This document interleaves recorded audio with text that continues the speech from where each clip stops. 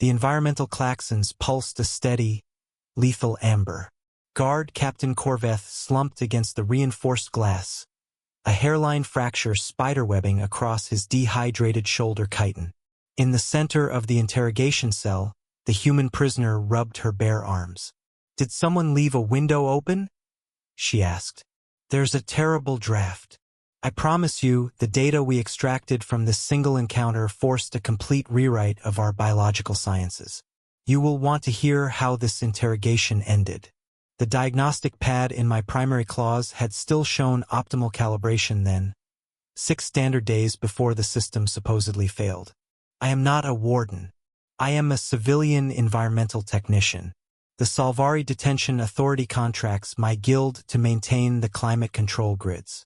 They utilize heat as a primary compliance tool. The baseline temperature in Solitary Block 4 stood at 28 degrees Celsius. That specific thermal pressure phrase resolve over time.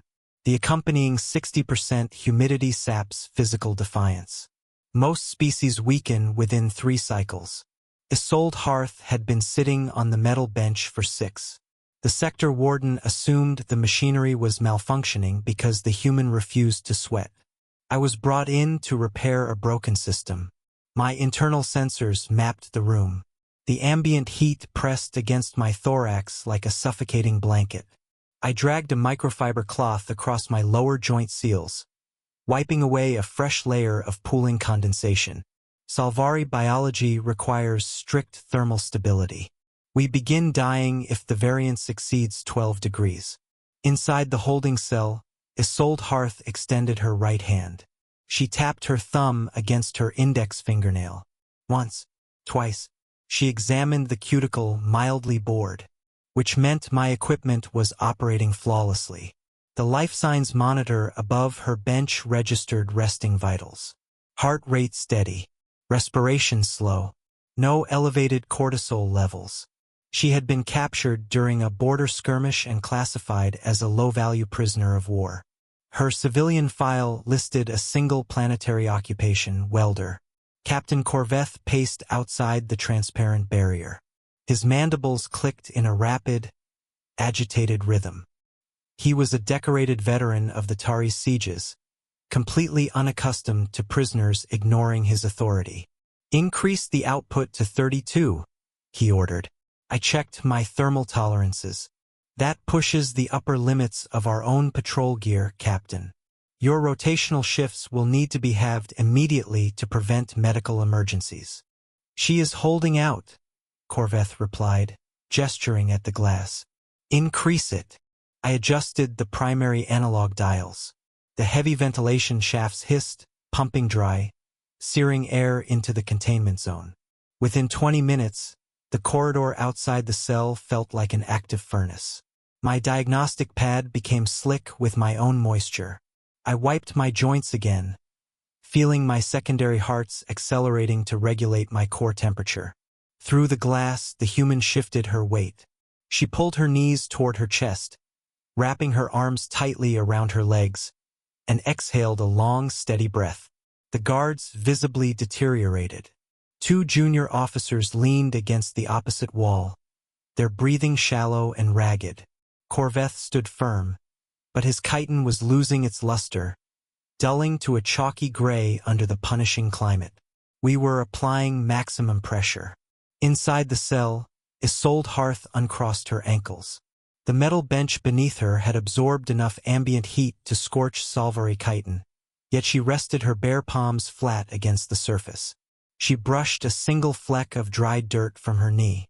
It was an entirely mundane, practiced gesture. "You know," she said, looking directly at the ceiling thermal vents, "if you are trying to make it uncomfortable, you might want to go higher. I used to weld in a shop that hit 50 Celsius in the summer. This is just room temperature." Corvetha's mandibles stopped clicking.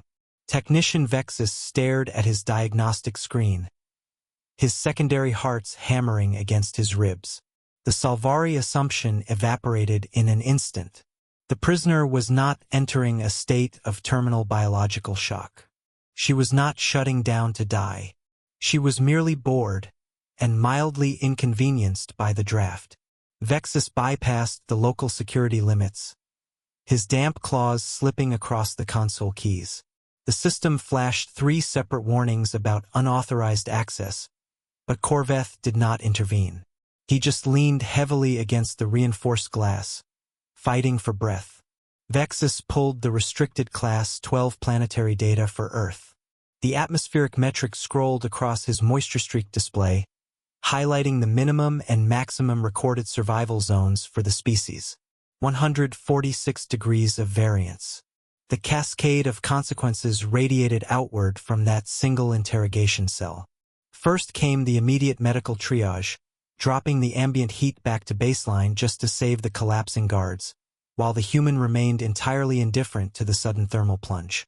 Second came the frantic transmission to the Salvari High Council, attaching the extreme planetary data and pleading for a total reclassification of Earth-origin detainees.